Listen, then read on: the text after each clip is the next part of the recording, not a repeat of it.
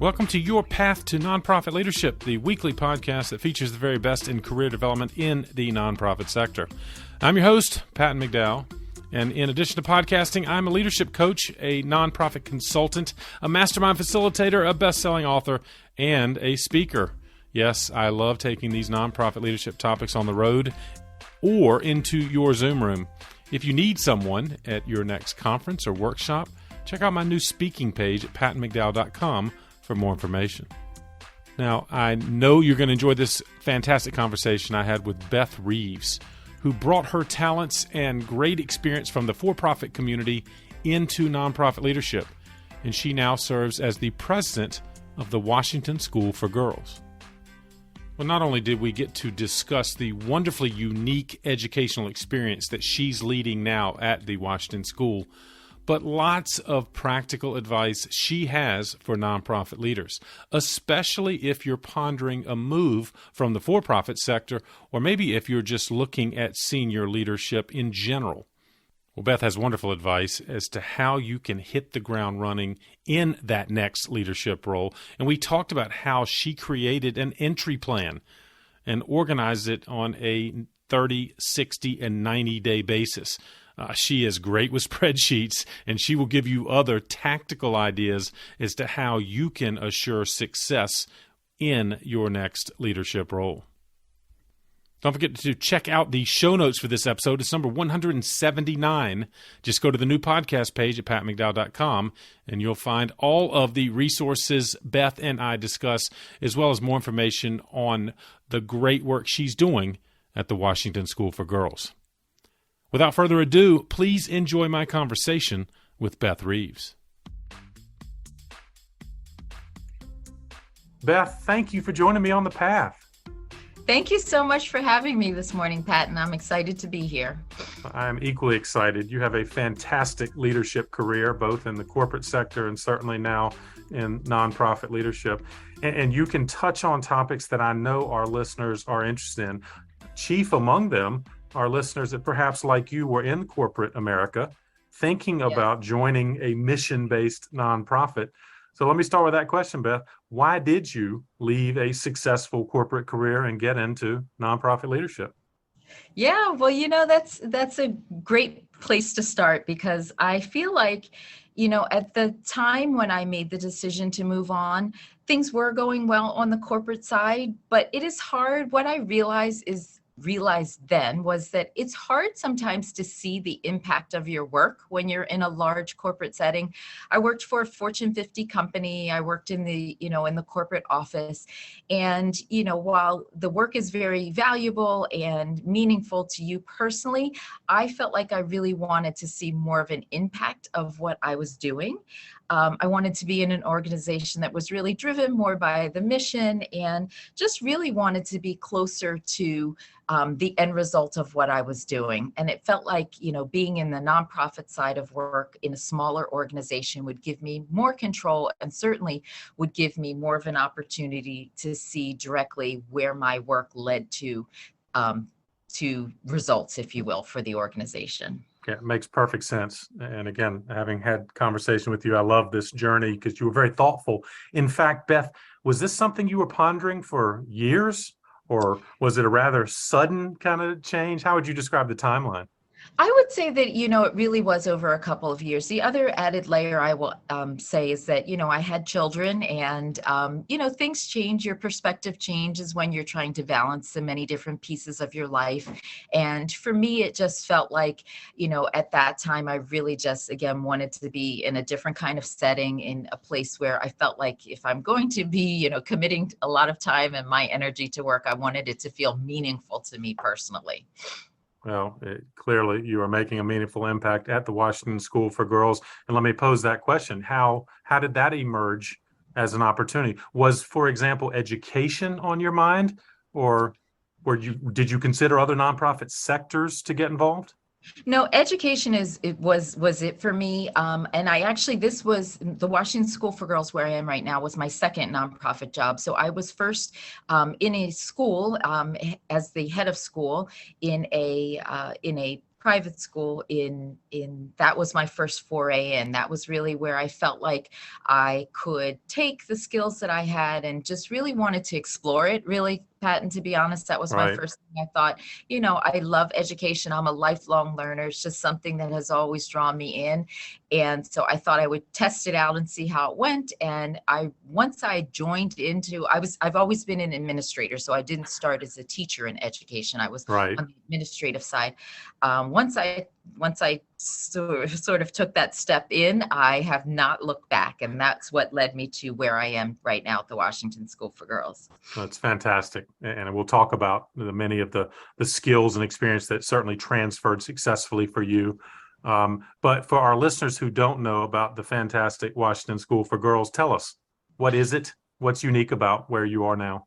Yeah, thank you. This is a great school in Washington, D.C. So we are a independent school that serves our students tuition free, and we serve girls in grades 3 through 8 in a community in Washington, D.C. that is, I would say, among the most economically vulnerable in the city.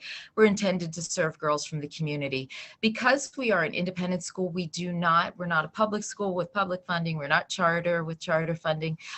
We fundraise and provide our budget completely through philanthropy. So my role, I'm the president of the school, and I'm largely externally facing to the school and really work on the fundraising and fundraising and, developing all the important relationships and help providing the overall sort of oversight to ensure that the school can continue forever.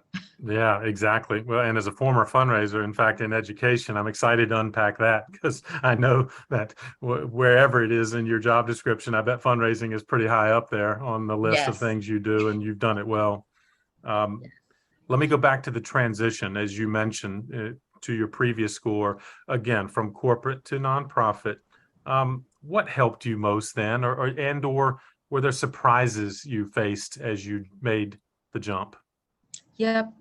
I would say that, as I mentioned, when I first sort of took the step from corporate into nonprofit, I was pleasantly surprised at how many of my own skills that I had gained through, working in the corporate side would be transferable to the organization. So the few things that I can think of right off the bat are fundamentally organizations are made up of people. And so that's true on the nonprofit side as well. Absolutely.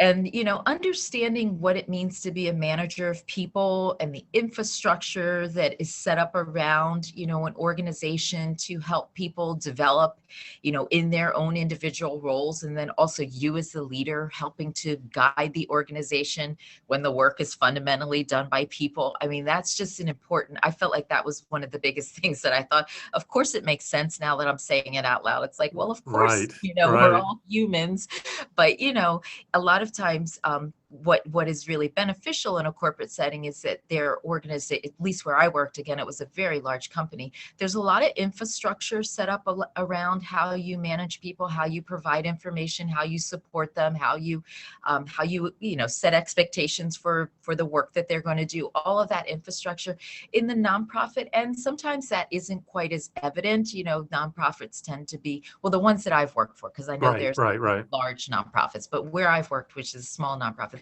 the infrastructure may not be evident. And so being able to come in and say, you know what, I know how to do this. I can help put this in place. So that's one important angle. The other thing is, I feel like perhaps there is a misperception when you work for a nonprofit that you don't have to balance budgets and you're not trying to make money. I mean, nonprofit in its name says not for profit, but it doesn't mean that you're not paying attention to the revenues and expenses that Well flow put. through your organization, and you are responsible for managing that. I think that, the ability to understand a spreadsheet and a budget and, the financial side of an organization is something that I very much took with me from the corporate side into a nonprofit setting. And I feel like that has been incredibly valuable because it is such an important part of what I think about all the time. That's excellent. And yeah, we talk about in our coaching the importance of financial acumen, because many in the nonprofit sector, at least those that grow up in the nonprofit sector, maybe come through the program side or even fundraising, but perhaps did not have the experience you did in managing budgets. And that is such an essential skill. And I'm glad you lifted up. And again, for the listener like you then pondering a jump, did you talk to people, interview people? Were there some tactical things you did that helped you during that transition? Did you volunteer at the school or do anything that maybe helped you feel even more comfortable? Yep, I would say both. Getting to know people who are in the organization is really important because you want to, I mean, if you're making the shift for something that really, like I really wanted to connect more with my work. You want to make Right. sure that's going to happen where you are. Yes. You know, getting involved as a volunteer or in any way you can is an important step towards that. I did also talk to a few people who worked in nonprofits just so I could, I'm somebody that craves information to help me with Right. my own decision making. So I felt like it was important, through networking to just meet people who were on the other side, if you will, who worked for Right. nonprofits, who could kind of help me see what that would look like. What does a day-to-day look like? What does a career look like? How do you navigate through? Again, I was used to being in a large organization with a lot of structure. So I wanted to make sure that, something that was less structured or would still work for me as well. So talking to people definitely helps understand that. Yeah, I figured you had a smart plan along those things. Of course, you're going to share more of the actual transition. Did anything else surprise you, Beth? I mean, you knew that the large scale infrastructure from which you came would be different in a smaller nonprofit setting, but anything else surprise you once you got there? No, I would say that, my experience again in the smaller nonprofits is when I reflect back on the corporate setting is that, there's a lot of resources in the corporate world. Right, You maybe get a little bit spoiled by that. I was probably, office supplies and office situations right, are right, easy to come by, and you don't realize how the creature comforts sort of I feel like I'm pretty low maintenance person, but you get used to having things available to you. I worked in a high rise building in a downtown setting, and so there was a lot of, there was just a lot there that was right. readily available. When you go to an organization where resources perhaps aren't as plentiful, or that you have to fundraise for everything, you pay much more attention to this. You really need those, extra expensive notebooks. Well, of course you don't.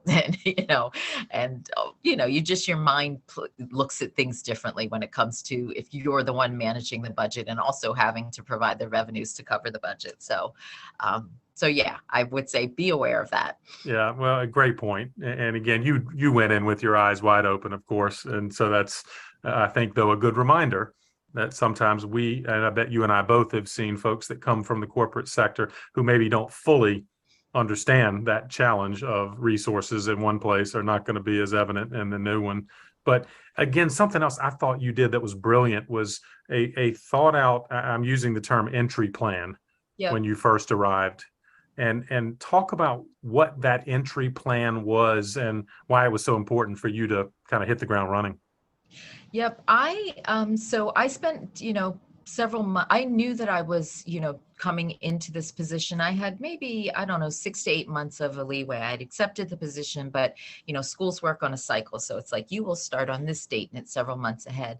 So I spent some time really thinking about what I wanted to learn about the organization once I was there. I mean, you can meet people in advance, you can check the websites, you can do your due diligence, but I really wanted to think about how I wanted to come in as a leader. And in particular, one of the things that my own personal style is I'm a big listener. I feel like I learn a lot from hearing from others, and that's kind of how I process information as well. So I called it my listening tour when I was, my initial entry plan was my listening tour. And I Nice. thought about all the different constituents and just people in the organization that I wanted to make sure I had time with initially.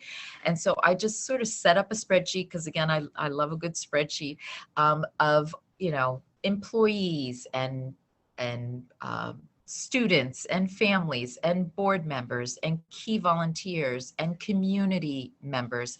And, I would just add to that over time, but I prioritized it because you come into a new organization and it's overwhelming. There's a lot to learn. There's a lot to take in.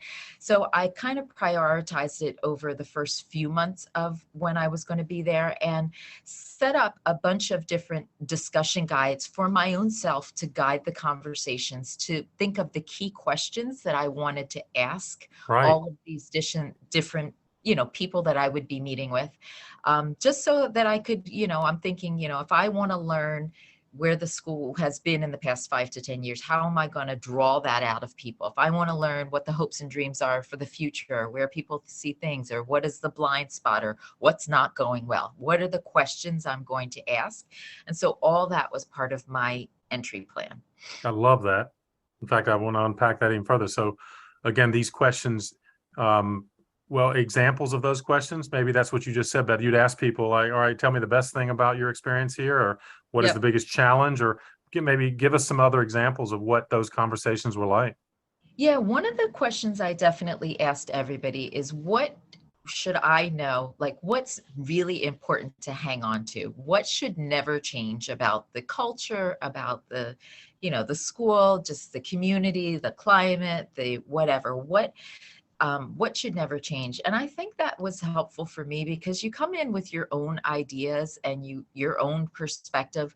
But if you're joining an organization and you're new to it, like you haven't been involved, if you're coming in to lead and you haven't worked your way up from the program side, like you are the new person, you need to know kind of what are the sacred kinds of pieces of the organizational culture that you need to tread carefully around, because that can be a misstep if you come in with this, you want to do some broad sweeping changes of something that has always been done that way. Not everything that's always been done that way needs to hang on to, but there are sometimes things that are just really important to acknowledge, or to hold up as, I've heard from you all that this is important for us to really not tinker with at the moment, but rather, priorities are over here. So that would be another example.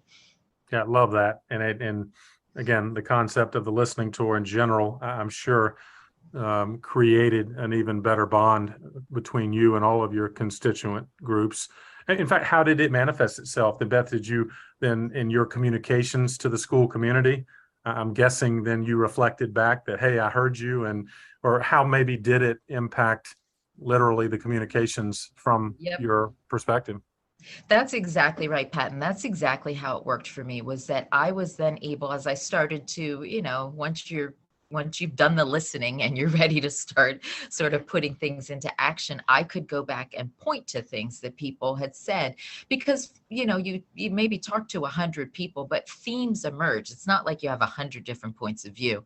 I mean, certainly there's some divergent, but themes emerge to me that, okay, I can see here's the really great stuff. Here's where people feel really good about things. I can see over here, here's are the things that people said, okay, I really wish we were paying more attention over here. So as I started to make some of those changes and do some of the work, or put in policies and procedures, or, take some of those action steps forward, I could point backwards to where I had heard that from our community of something that we should really be thinking about.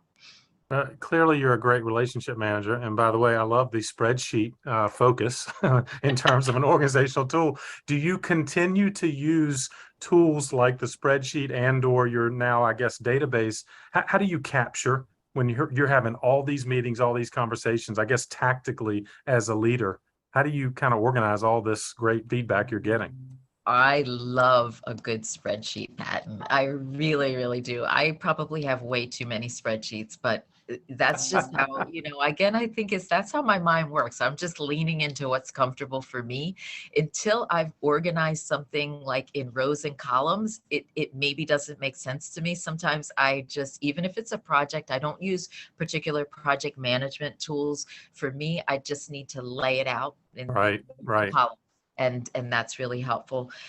We do use a database now on the fundraising side that definitely helps with all the actions and meetings and all that kind of thing. But this was separate from that. This was more like Right. an overall organizational look. And it was probably way too many spreadsheets, but it really helped me. Hey, if it worked for you, good for you. And Yes, I'm guessing, again, if you and I had a conversation 2 years ago during that early period, you could go back to your spreadsheet and perhaps absolutely. see what comments I made. Is that kind That's of literally how exactly you right. used it?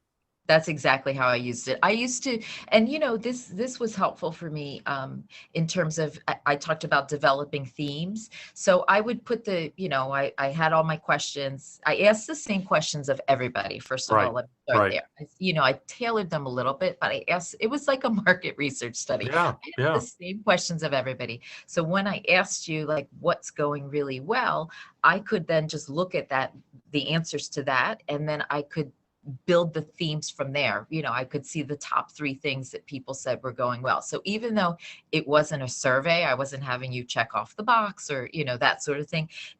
I was listening for, keywords, or I just could hear what people said. And then when I was trying to kind of aggregate all the information, it made sense to me to just go back and look in the spreadsheet and by question, see what people said.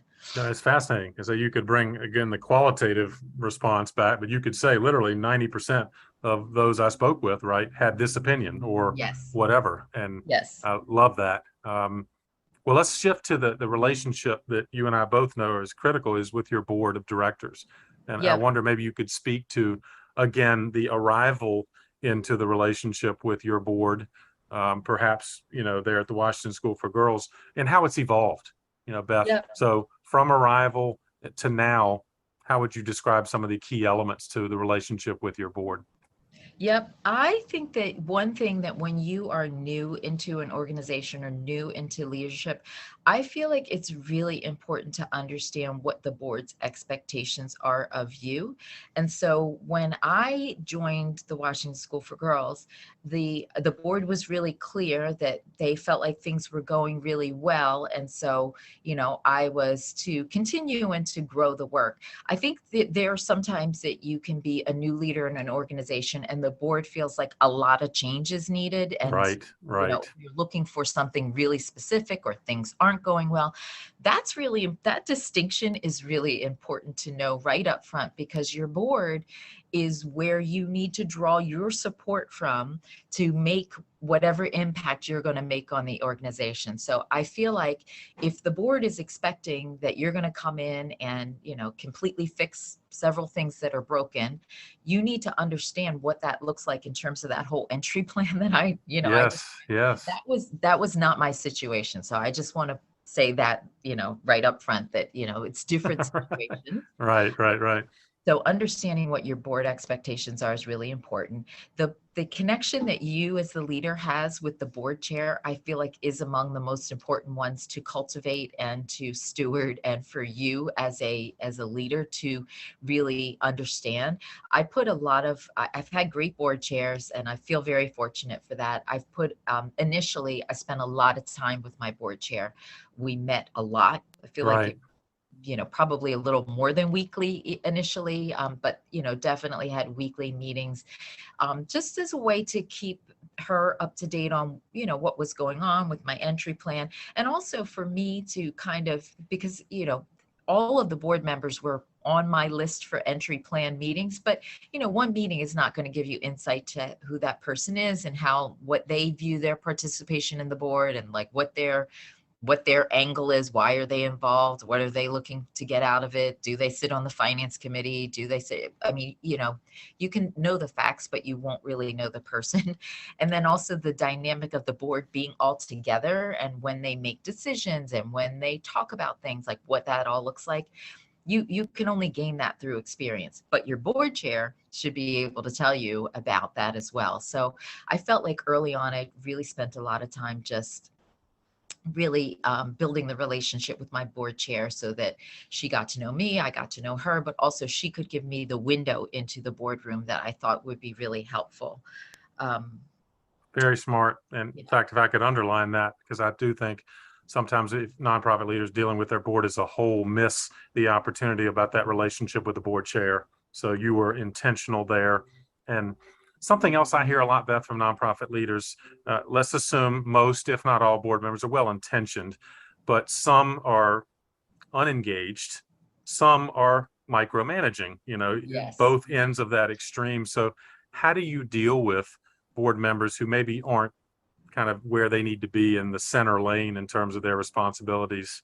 I'm sure present board members excluded. We'll assume Right. your current board, right? We're not talking about them, but in Right. general, talk about what do you do with a board member who maybe is not in her or his or her lane?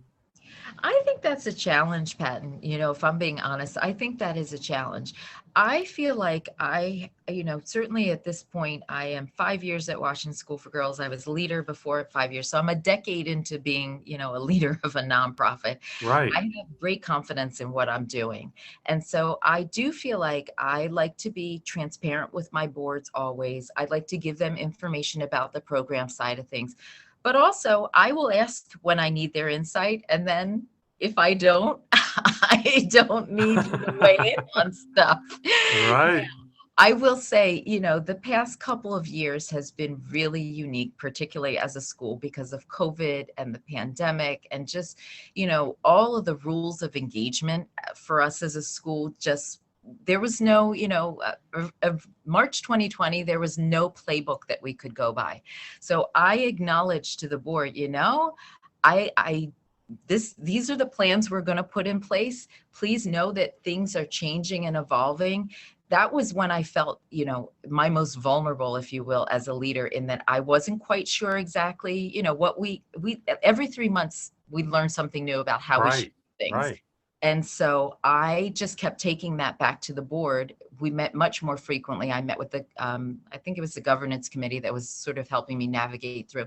I just kept bringing them back information and saying, here's what we're doing, here's what we're doing. And that sort of headed off the desire for people to give me additional, because everybody was reading something, everybody wanted to send, 10 more experts. This one said that, which was great, but Yeah. also But I needed them to know, here's how we're doing it. Here's where I'm taking my information from. Here's how we're navigating through.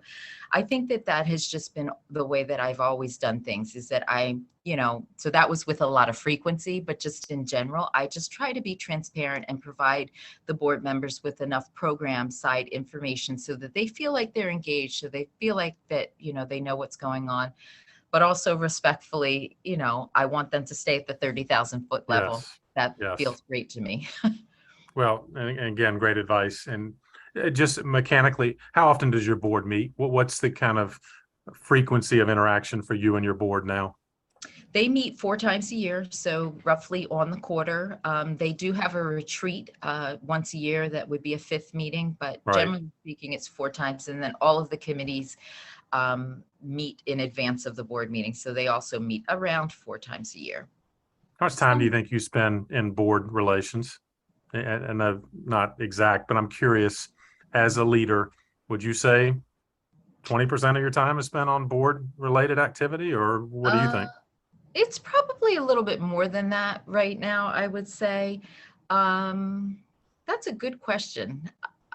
Maybe 30% of my time. So, I Sure. mean, I do spend a great deal of time with my board chair still. That's just my strategy, is that, Yeah. so even Keeping, between board meetings, I'm meeting very regularly with my board chair. And we have, a lot of big projects going on right now. So I would say that the number's probably higher because of that. yeah, that's fair. And again, I thank you for sharing, because again, listeners who aren't familiar with the role that you have to play, and of course, there are multiple hats you wear. The other one I want to ask you about, which some listeners are like excited about fundraising if they were to move into leadership, others may be less excited about raising money. Talk about the transition into the role of a fundraiser that you've, of course, had to do in all of your leadership experience with both schools. But what was that like, and how do you approach fundraising now? Yeah, so the transition into fundraising has been that has become an even bigger part of my role as a leader, more recently for sure.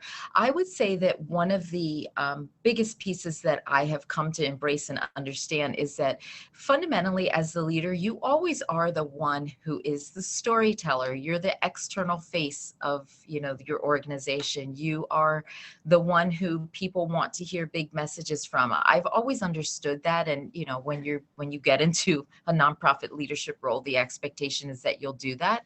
I think that the piece that I have learned how to bridge more of is just really taking that and understanding that, much of fundraising is being in that same piece at the individual level. Also Right. just, putting out enough information. And when I say putting it out, I have got a great development team around me now that works with our school on, social media and just all, external speaking engagements and all networking and all the different events.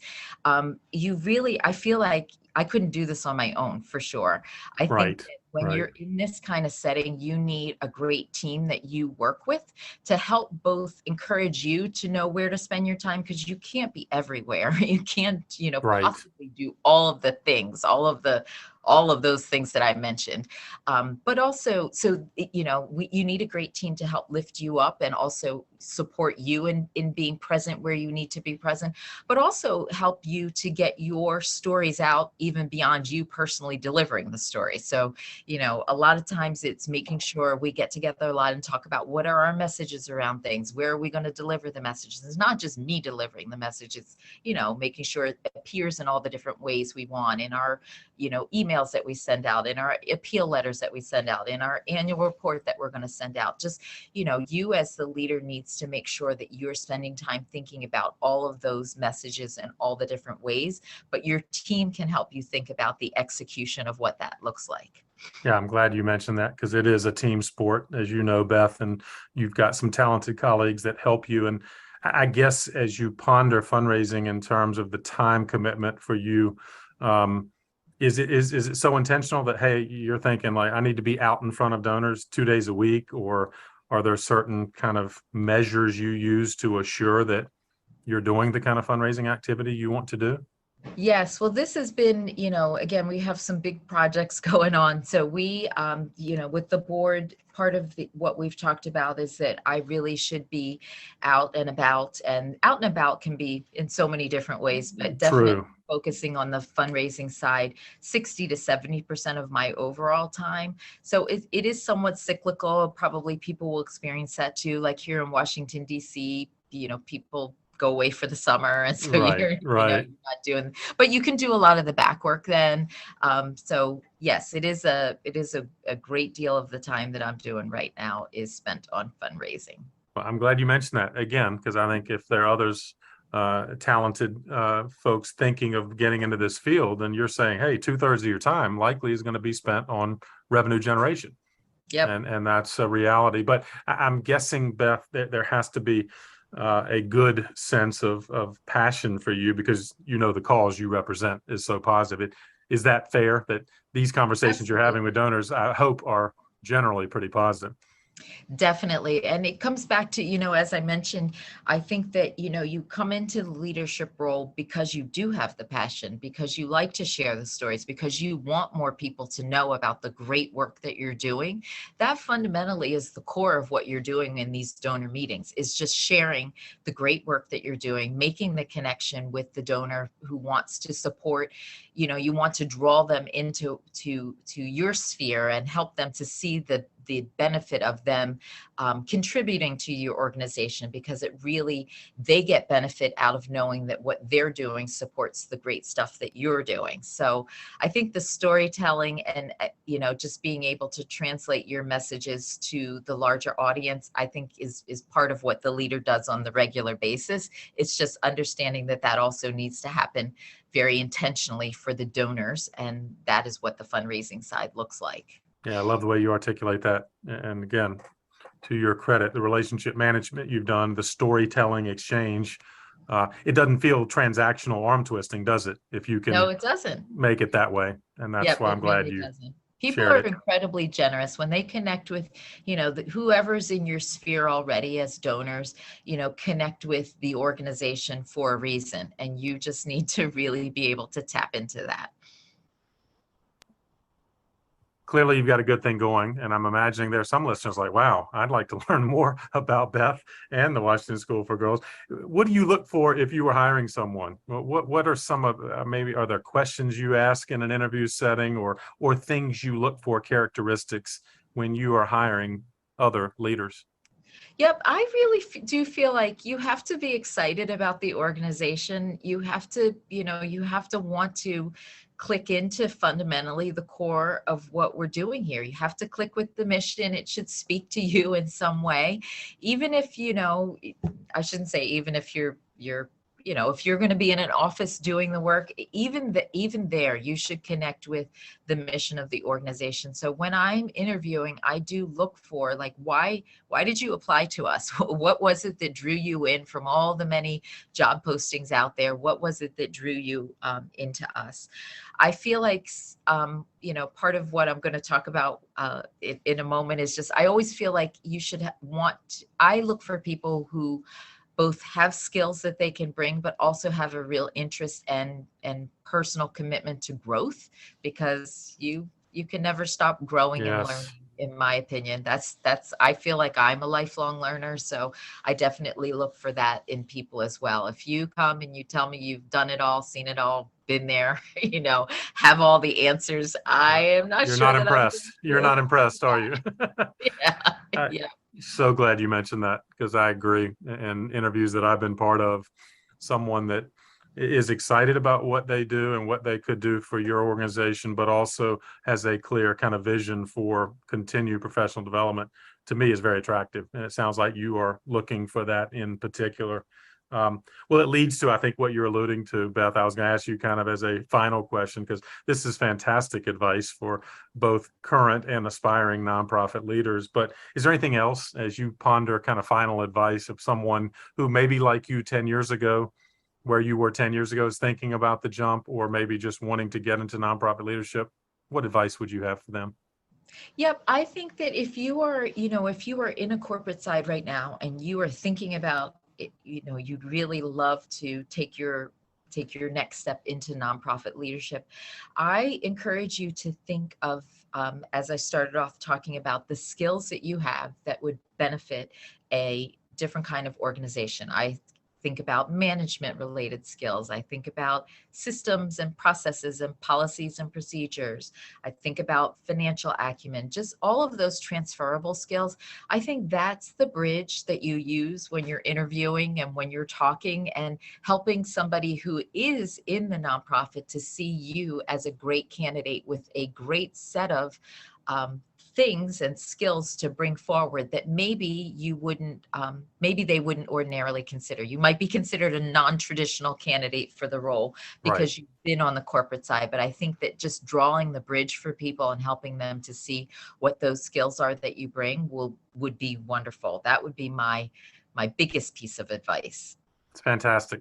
And again, I know that our listeners can reflect on that, and wherever they are on their journey. Just love the way you put that in terms of articulation of where you're coming from and how that will translate to whatever the future is in that organization. Um, as a lifelong learner, I'm sure that many books have impacted you on your journey, Beth. Could you pick maybe just one, or maybe I can give you one and another, but is there a book that you might recommend to our listeners that's been meaningful to you on your journey? Yep, I'm going to pick the book Mindset by Carol Dweck, and this book is all about having a growth mindset towards life. And it's written. We did it as a whole faculty staff community read a few years ago, because there is Nice. a whole section on education, but there's also a section on business. There's a section on personal relationships. There's a section on, just living your life. And her main position is that you should always, not you should, but there is a whole perspective around having a growth mindset and really embracing the idea that you have the capacity to grow always. And I think it's important when you're in an organizational setting, because you can think that about yourself. Like I very much think that about myself. I still don't have all the answers here. I'm Right. always trying to learn from others. But it's important when you're a manager of people to also have that same perspective about them. And so when you think about delivering feedback, or when you think about supporting someone in their own role and helping them to, achieve the goals that you've set in front of them, if you come at it with a mindset of they have the capacity to learn and grow, I want to help them learn and grow, as opposed to that person's not a performer and never will be a Right. performer, Right. it's just a different mindset, which is the name of the mindset book.